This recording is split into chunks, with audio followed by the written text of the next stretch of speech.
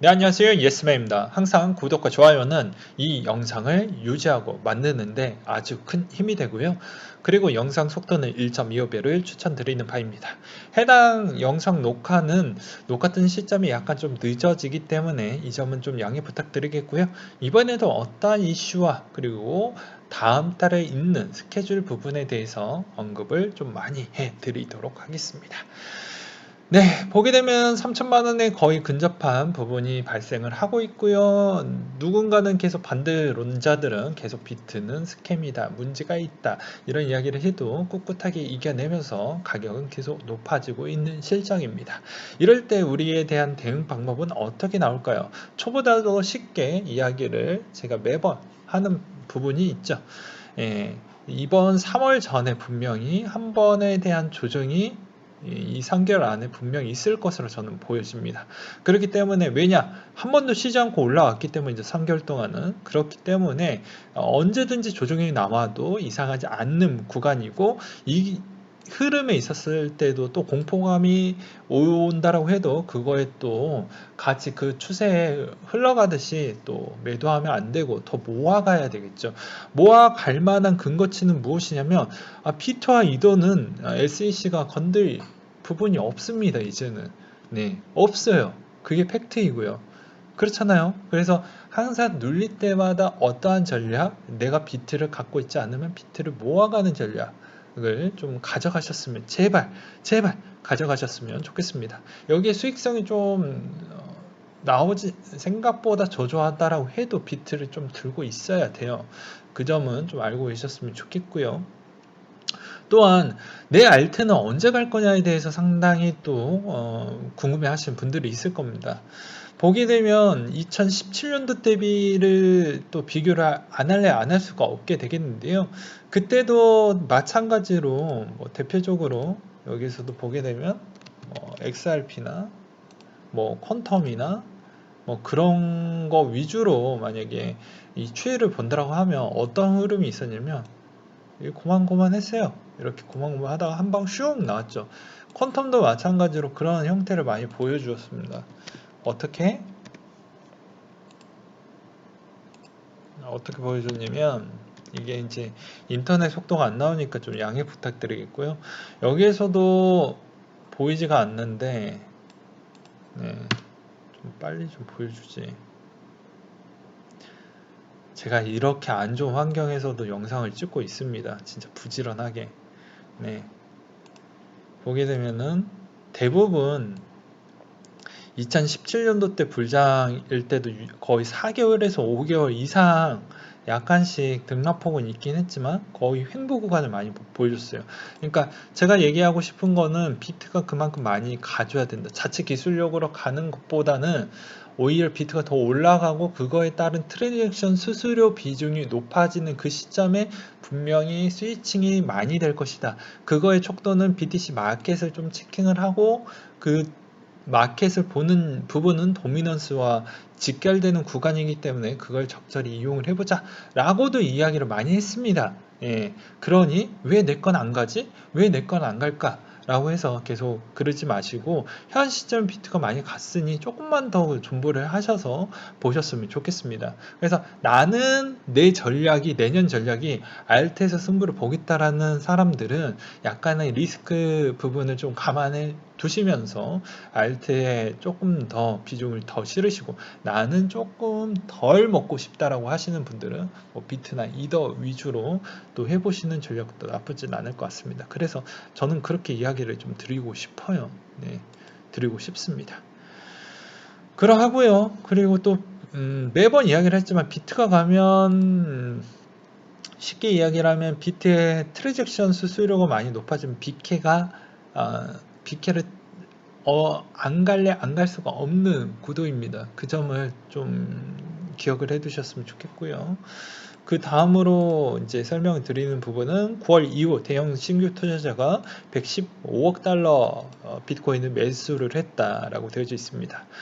이 부분은 2017년도 2천만 건의 2배 수준을 기록을 했고 있고 중소형 투자자들도 꾸준히 늘고 있다라는 증거로 설명이 되는 부분이라고 되어져 있는데요. 대충 제가 계산을 해놨던 게 있는데 미리 녹화는 떠났지만 내년에 거의 그런 내용들을 영상을 예약을 걸어놨어요. 그때 보시면 아마 제가 무슨 이야기를 해놨는지를 알 수가 있게 될 것입니다.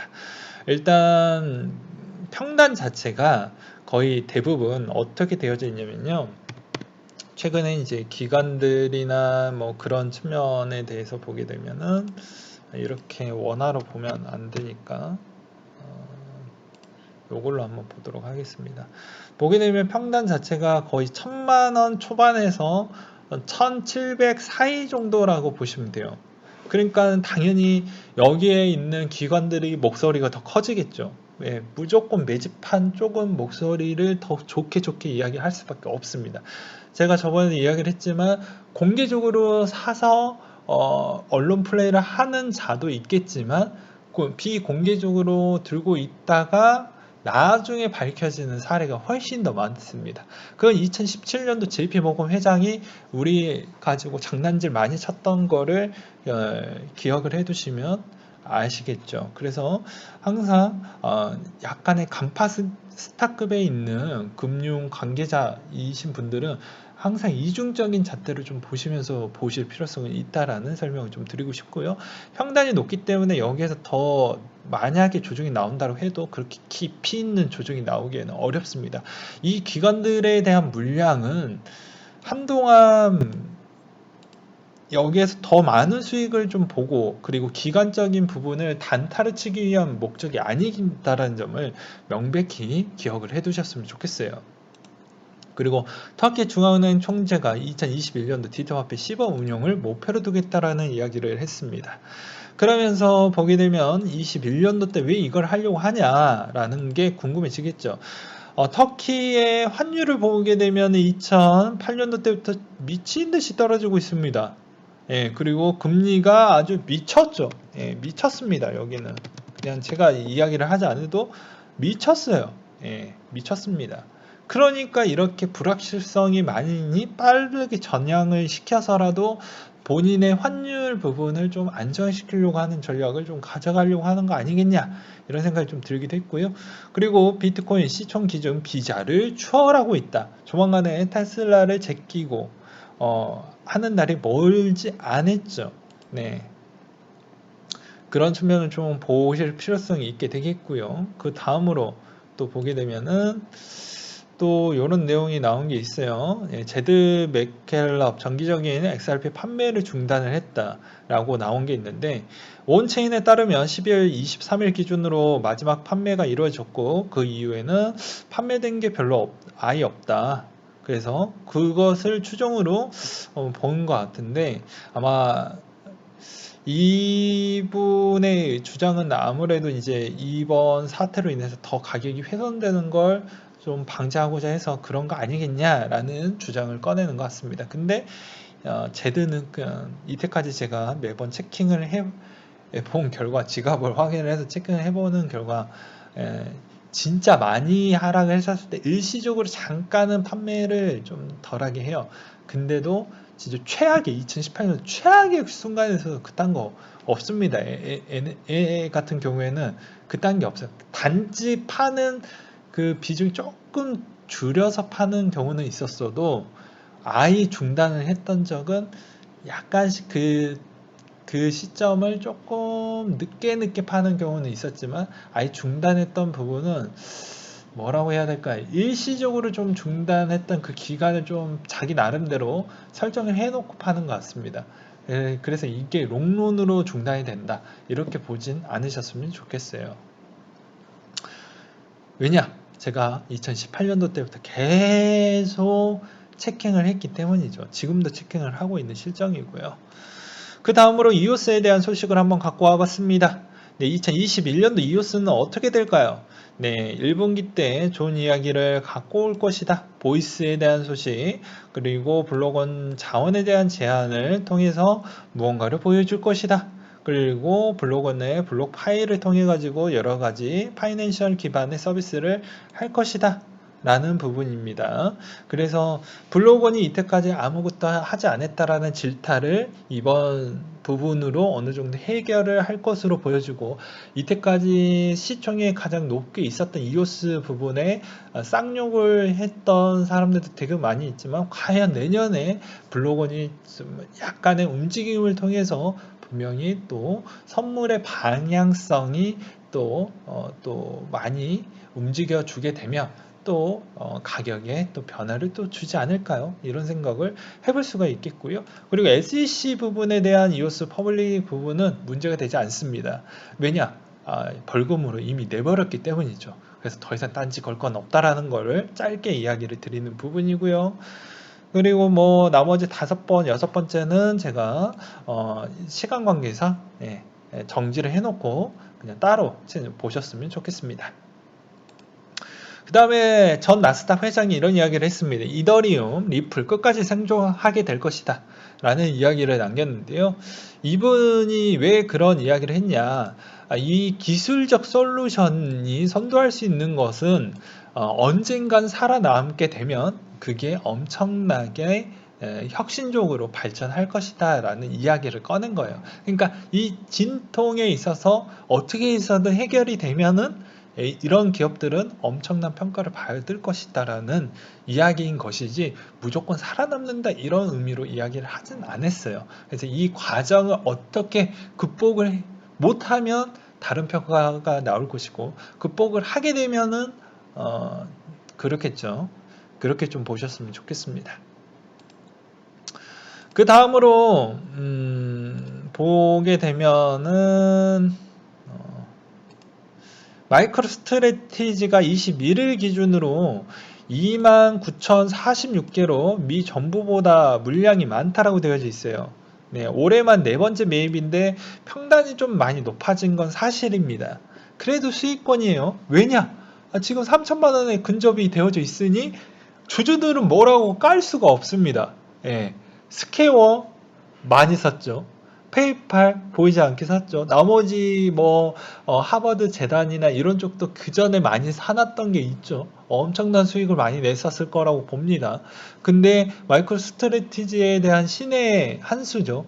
정말 누군가는 지금이 고점이다라고 주장하는 비관론자가 있는 반면, 어떻게 보면 이 대세의 추세에 맞게끔 수익을 최대화 맞추려고 하는 부분이 있다는 거죠. 마이크로 스트래티지도 우리보다 모르는 소식을 알고 있는 부분이 분명히 있을 겁니다. 개인 사유, 개인에 대한 재산까지도 여기에서 태웠기 때문이죠. 이걸 보면 저는 과거에 2017년도 전에 그 비트코인 가족이 생각이 납니다. 네. 왜냐? 그분이 몰빵을 했던 신념이 마이크로 스트래티지의 CEO의 신념과 거의 동일하다라고 저는 평가를 하고 있어요.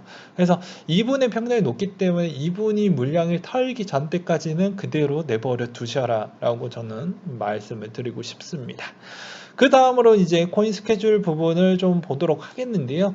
보게 되면 중요한 내용만 이야기를 하도록 하겠습니다. 내용이 벌써 영상을 찍다 보니까 시간이 금방금방 갔네요. 예, 테조스 부분에 대한 테스트넷이 30일 날 일정이 잡혀져 있고요. 그 다음 부분을 넘겨서 또 보게 되면 네오가 3.0 메인넷이 30일 날 있습니다.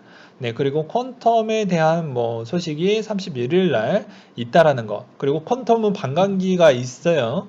그래서 그 점을 알고 계셨으면 좋겠습니다. 그 물량이 2022년도에 반영이 되는데, 과연 2021년도에 불장이 절정기에 나왔을 때 그 반감기 효과를 제대로 사전적으로 받아서 엄청난 불장이 퀀텀에다 나올지는 좀 봐야 될 것 같습니다. 솔직히 퀀텀은 2017년도 때 로드맵을 추구했던 방향성과 좀 많이 달라졌어요. 그래서 어떻게 해서는 개수를 줄이는 전략으로 가져가려고 노력을 많이 하고 있습니다. 네. 그걸 좀 높게 좀 보셨으면 좋겠어요. 그래서 사업 구상은 좀 많이 핀트가 좀 나가긴 했지만, 그래도 개수 줄이는 효과는 계속 있다라는 점을 좀 보셨으면 좋겠어요. 그 다음 페이지를 또 넘겨서 한번 보도록 하겠습니다. 보게 되면은 이오스트에 대한 소식이 31일 날 쿼크 체인의 스테이킹, 디파이 스테이킹, 이건 개수에 영향이 있는 거죠. 예, 쿼크 체인의 움직임도 좀 보셨으면 좋겠습니다. 그 다음으로 NFT 부분에 대해서 31일 날 이오스트에 있는 내용이 있고요. 그리고 완체인에 대한 토큰 통합이 있다는 거, 그리고 코모도의 POW 2.0에 대한 소식이 잡혀져 있는 걸 확인해 보실 수가 있게 되겠고요. 그 다음 페이지를 또 보게 되면 쭉쭉쭉 내려 보도록 하겠습니다. 세타퓨엘이 DRM 베타를 하고요. 펀디엑스에 대한 캠페인 일정이 31일 날 일정이 잡혀져 있는 걸 확인해 보실 수가 있게 되겠습니다. 그 다음으로 또 넘겨서 보게 되면 원체인에 대한 소식의 메인랩 일정이 수두룩하고 이니셔티브 POC 그런 부분이 좀 많이 있다라는 거, 그리고 세타퓨엘의 메인랩 스마트 계약이 이제 머지 안 했다라는 걸, 그리고 덴트의 뭐 스토어 부분, 리셀러 덴트의 뭐 기가 스토어 부분을 뭐 한다라고 하는데 이거는 좀 의미가 없을 것 같습니다. 지금 여행을 할 수가 없기 때문이죠. 그래서 이게 효과가 많이 나올지 저는 약간의 의구심이 들고요. 펀디에스에 대한 토큰 통합이 또 있다라는 측면, 그리고 또 보게 되면은 클라우드 통신 플랫폼의 덴트에 대한 소식, 덴트의 소식이 좀 많이 있으니 이것도 시세를 좀 보셨으면 좋겠습니다. 그리고 완체인의 자체 템플릿을 또 보여주겠다. 그리고 디지털 쿠폰의 런칭이 30일날 덴트를 좀 보여주겠다. 그래서 세타퓨엘 덴타 요런 게 좀 눈에 좀 많이 들어오네요. 쭉쭉쭉 계속 나오는 거 보니까. 그 다음으로 계속 넘겨서 한번 보도록 하겠습니다. 넘겨서 보게 되면 뭐 중요한 소식 부분이 눈에 들어오는 소식이 에이다에 대한 31일 날 소식이 하나 또 잡혀져 있는 걸 보실 수가 있게 되겠고요. 그 다음에 이제 또 추가적으로 소식을 또 보게 되면은 밀크가 28일 일정에 MA 맵 토큰 에어드랍을 한다라고 합니다. 그래서 1대 0.03 비율로 준다라고 하니까 이 점을 참고하셨으면 좋겠고요.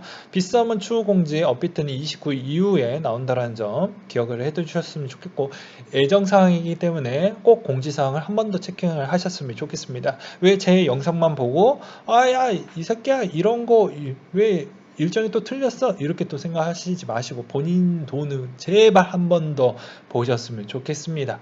예, 그런 부분이 있고요. 그리고 썬더 토큰이 하드 포크가 있는데 기술 포크예요. 31일 오전 8시부터 11시까지 있습니다. 내용은 1월 14일 날 오후 8시 7분경에 예상이고 심벌 토큰 에어드랍이 있습니다. 에어드랍은 1대1 비중으로 이루어지기 때문에 아마 네매에 대한 또 가격 추이를 좀 보실 필요성이 있겠고요. 바이낸스, 빗썸, 업비트 일정 정지를 해놓고 시간 대비와 공지 일정도 꼭 체크를 하셨으면 좋겠습니다. 블록 시점은 이 시점 기준으로 한다라는 점을, 시간 대비보다 블록 시점을 무조건 먼저 보세요. 그렇게 보셨으면 좋겠고요. 알파호크가 12월 29일 락업 해제가 된다라고 합니다. 그래서 대응을 잘 하셨으면 좋겠고요. 크립토닷컴이 12월 중에 메인넷을 목표로 두고 있다라는 거, 코티가 12월 안에 메인넷 1.2.0을 또 준비를 한다고 합니다. 일정대로 진행을 한다는 점을 좀 아셨으면 좋겠어요. 그 다음으로 시황에 대한 이야기를 또 빼놓을 수가 없겠죠. 시황도 빠르게 보도록 하겠습니다. 1월 1일 휴장이죠. 미국, 중국, 유럽, 일본 다 쉽니다. 오펙의 일감 50만 배럴의 증산 부분이 있고 감산 규모가 이런 부분이 있다고 하는데 내용이 너무 기니까 요거는 시황은 내일 쪼개가지고 올려드리도록 하겠고, 이슈만 보도록 하겠습니다. 이슈만. 네. 이슈만 보게 되면은 원유재고 추이, 주택 융자 시청자 수, 그리고 실업 청구 건수, 모기지 금리, 소매 판매, 태양광 제품 가격하고, 이슈는 주식 첫 거래일, 오펙 회의, 그리고 상원 의원 결선 투표, 그리고 FMC 회의록, 이 CES 2021 옵션 만기, 그리고 한국의 금통위 46대 대통령 취임식에 대한 공약 부분이 상당히 중요할 것으로 보여집니다. 그리고 통화정책회의, 그리고 ECB 통화정책회의, 미국의 FMC, IMF 세계 경제 전망, 이때 이제 다보스 포럼인가요? 거기에 또 어떠한 또 주요 인물들이 또 코인계에 있는 주요 인물들과 또 거기에 또 참가를 하는지도 또 볼 필요성이 있을 것 같습니다. 네, 오늘은 여기까지 준비를 했고요. 항상 여러분들한테 힘이 되고 도움이 되는 예스맨이 되도록 하겠고 이상으로 마치도록 하겠습니다.